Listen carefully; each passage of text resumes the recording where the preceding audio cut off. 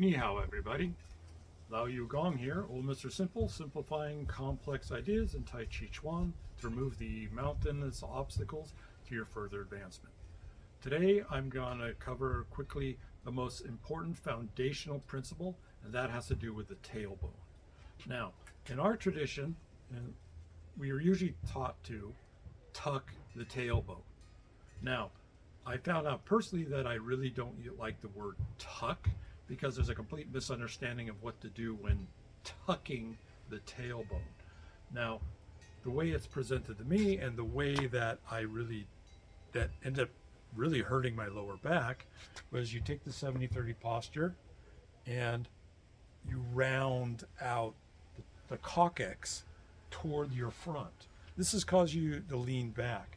And as you sink, if you do that, the top of your sacrum pokes out backwards. Now this puts a whole line of stress on your lower back. Now, in trying to do what Martin In was teaching me when I was training under Martin, is it caused me to throw my lower back out for 2 weeks. It was extremely painful. I could not move. And then I began to realize there's something wrong with how we're being taught to tuck the tailbone. Now, if you look at a lot of the discussion, it's about you're supposed to relax the tailbone downwards. You're supposed to relax it downwards. But the idea of tucking, I think, really got either a mistranslation from the Chinese to the English, or there's a confusion about it that it finally has been cleared up. Now, it really cleared up when I discovered the book by Master Rengong, which is the Heart Treasure of Tai Chi Chuan. Now, the Heart Treasure of Tai Chi Chuan must be in your library. Buy it, read it 5 times. It is a treasure for the Yang lineage. So if you're in the Yang lineage or any Tai Chi lineage, and you really want to get to the depth, some of those inner core teachings that have been lost over the decades, and it finally come back out, you need to get that book and read it. Now, he clears things up really well, and it comes down to when I started discovering the Ming Men, which is the Ming Men is the point that's in your sacrum that's opposite your Tantien.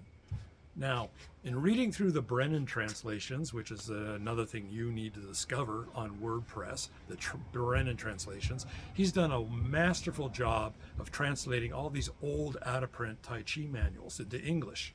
So you read through them and you read ideas like causing the tailbone to stand straight up, okay? Strengthening the waist, making the tailbone stand straight up. Now, Master Rengong mentions it, that you push in the Ming Men toward your Tantien, and it makes the sacrum feel like it's standing straight up. Now, the clue that you also get is in the ancient Chinese, the classical Chinese, the coccyx and the sacrum were considered one piece. So the sacrum and the coccyx was one piece. They didn't consider it as 2 separate pieces. So when you're reading the old Tai Chi manuals, you have to realize in the Chinese, they're talking about the tailbone as one piece. They do not separate out the sacrum and the coccyx. So that's also very, very important. But getting that feeling of the sacrum standing straight up by pushing it toward the Tantien in the front, that is what causes, and then you sink that straight down. See, then your back is flat. It also causes, as Master Rengong mentions, a line of force going up your back to the head. This is also important because in another video I'm going to talk about suspending the head top. How to suspend a head top and where does it come from? Because that's another big mystery that everyone gets wrong, and they try to use their imagination to do it. It's not based on imagination, it's based on body mechanics. Now, getting this correct, so your lower back is flat and you're sinking the right way, then when you're doing the 70-30 posture, you're not falling backwards. Your central equilibrium point is very good. So for the center, you're centralized, if that makes sense. So getting your tailbone right and what it means to do it is one of the most big conundrums in, at least in the Qingmen lineage, that I had for 20 years of practicing. Now, luckily, it's all been cleared up thanks to Master Ren Gong.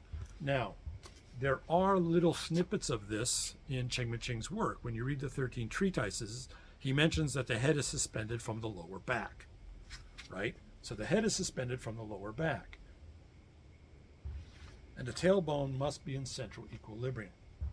And the only way to do that is to make the sacrum stand up, okay?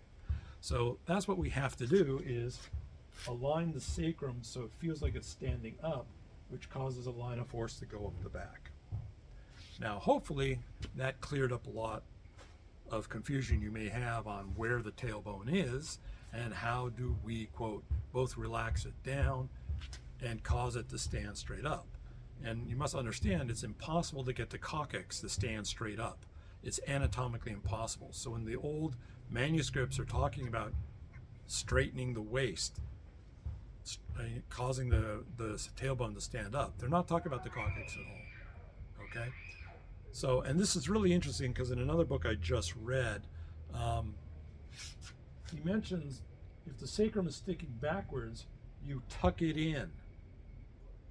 So if the top of your sacrum, because as you sink it, you round your back down incorrectly, which causes you to tuck it forward, the back sacrum sticks out. You tuck that in. So I tuck it in. So it's like I take a rope and I pull it. So if I take a rope that goes all the way to back through my tantien to my Ming Men point in my lower back in the sacrum, and I pull it through, see what happens? It lifts my head and straightens my waist. And that is the secret of relaxing the tailbone and centering the tailbone. So hopefully that clears up a lot of confusion. Till next time.